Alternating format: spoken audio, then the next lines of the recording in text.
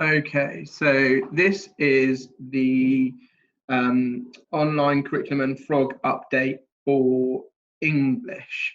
On the whole, we think it's going really well. That obviously there are some frustrations with the way that students are accessing things and the frequency with which students are accessing work. But I have a feeling that that's that's probably the same throughout the school and throughout the curriculum. So I'm going to go through the contents that in James's email, kind of in order of how they were. So the first thing is, how is the online curriculum developed? I think what this has given us is the opportunity to really focus on our online curriculum and not just filling sites, but putting the most relevant things on in the most relevant and accessible way. So, for example,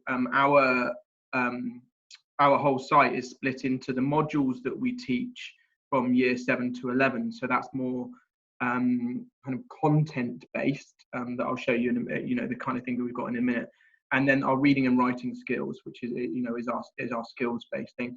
So if I click on the first one that we've got, on summarizing important ideas. What we had before was, when you went into these sites, was a load of documents and things for kids to access, but without ever really explaining things in a logical way to them. So, and what we've come up with over the course of the last few weeks is, just the idea that these sites are supposed to be something that we're not teaching students anything new, but they are going over things that have already been taught. So instead of just being bombarded with information, we've made them more task-based, so that what hopefully within the next few weeks, what people will see in our skills-based pages is the home page will always be a little bit on what is that thing. So this is all about summarizing important ideas. So what is a summary?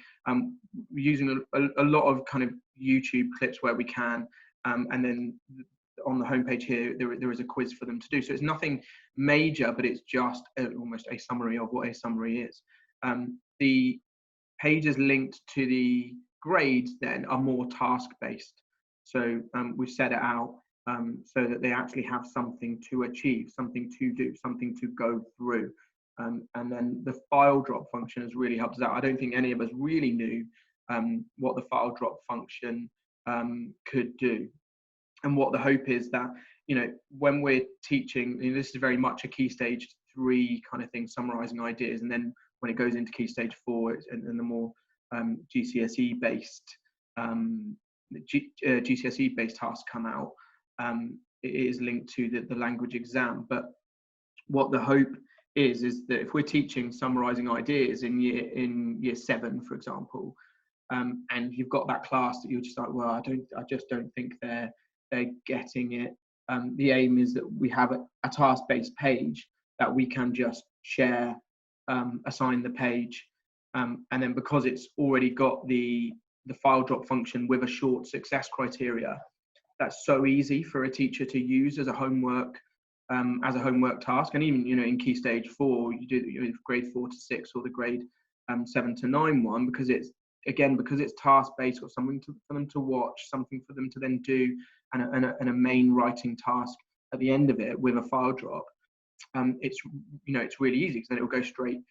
You can set it and it goes straight to their mark book. What it also allows is that student that goes to their progression charts, etc., and has a look and goes, well, actually, I've got I'm underperforming, or I need to work on summarizing, can come to here, look at their grade, go to their relevant page, and again have a go at the task and file drop it. The one thing we're not sure about here is, if they do that, the file drop will just sit in this page, and then how does a teacher access that work easily? That would probably be a question we have at this stage.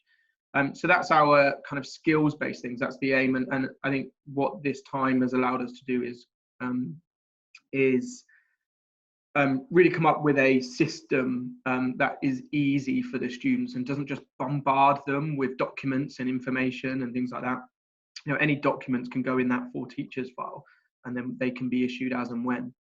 The other thing is our module based. So there is a lot of content taught, especially in English literature, and we had some really good sites that we'd created. So this is the Macbeth one, for example, and it really does give everything that a student could want to, in terms of summaries of the plot, access to the videos, quizzes, character profiles, exam style questions if they want and approaches to exam style questions, plus individual exam style questions with things for them to read,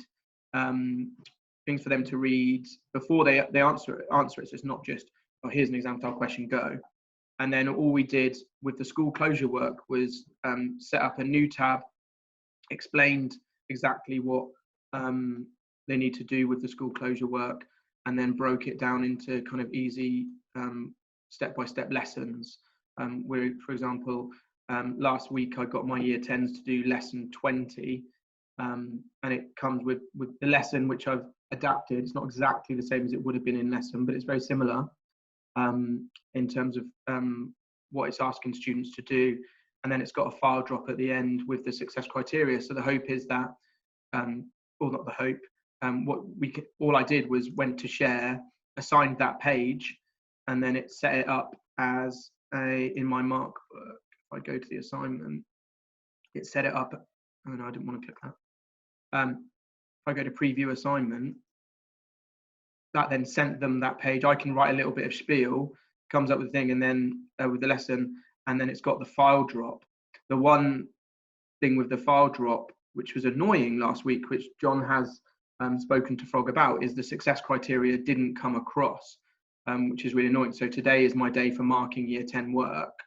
If I go to that, if I go to a piece of work that students done, so ESA, and go to feedback, what I would expect is ESA to have written more, but other than that, the success criteria should be down here, and I should be able to just go across it and effectively write comments to do with that success criteria.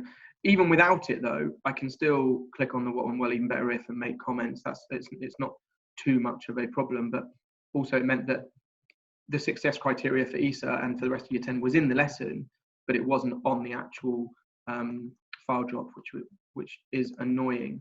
And if I go to my closed ones, for example, and go to where are we? English work to be marked on Frog. Yeah, so if I go to, let's pick a student, Amy. So this was the work they did last week, and I go to the feedback. Because it had the success criteria, I was able to make comments on certain elements of the success criteria, and then do the what went well, even better if. So that worked really effectively. I think the team in general are finding that really effective.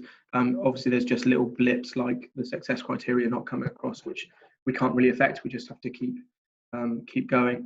The other function that we've been using now is the messaging function. So I mean, this is a conversation that Amy and I are having at the moment about her not being able to upload the work, which is quite frustrating. But that's something else that I'll have to go into on this video. But the messaging function is pretty good. I like the fact that we can, on an assignment, we can message the whole year group, and the whole class, and we can message individually. That is a really good function. I think what will be better is this week when we come to being able to message parents and students.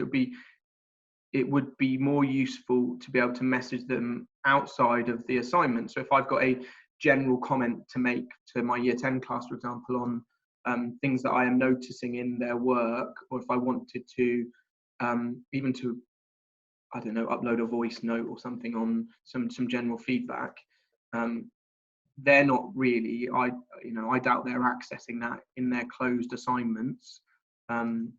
If once it is closed. So that would be useful. And I think that's really it for us at the moment. We're kind of working our way through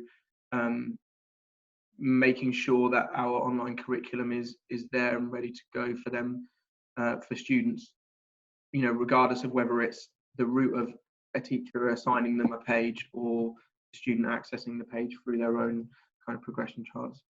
And that is English. Thank you for listening.